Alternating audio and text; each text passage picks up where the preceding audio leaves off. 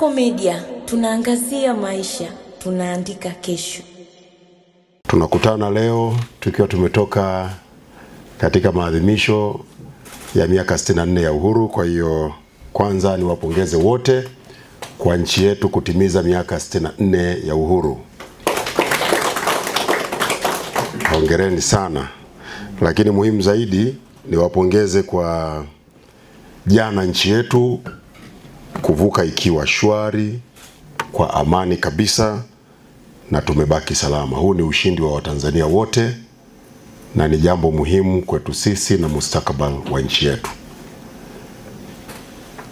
Yaliyotokea tarehe 29 kila mmoja aliona, na ni mambo ambayo yalitikisa kidogo sifa na haiba yetu kama nchi.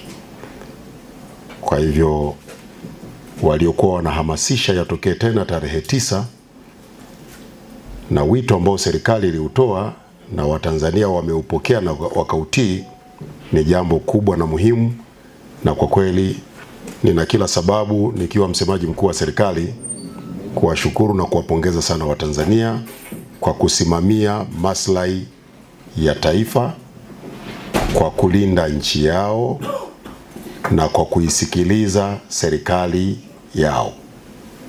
Nchi italindwa na Watanzania wenyewe, na tukishakuwa na utamaduni wa serikali inatoa maelekezo au miongozo alafu wananchi wanabeza, taifa linapotea.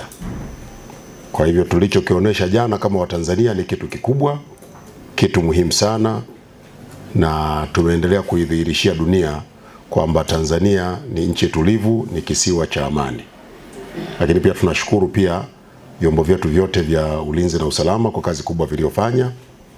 Lakini sisi Wizara ya Habari, Utamaduni, Sanaa na Michezo pia tunavishukuru vyombo vya habari kwa kuzingatia maelekezo na miongozo ya serikali, kuwaelimisha, kuwapa taarifa na kuwahamasisha Watanzania kudumisha amani.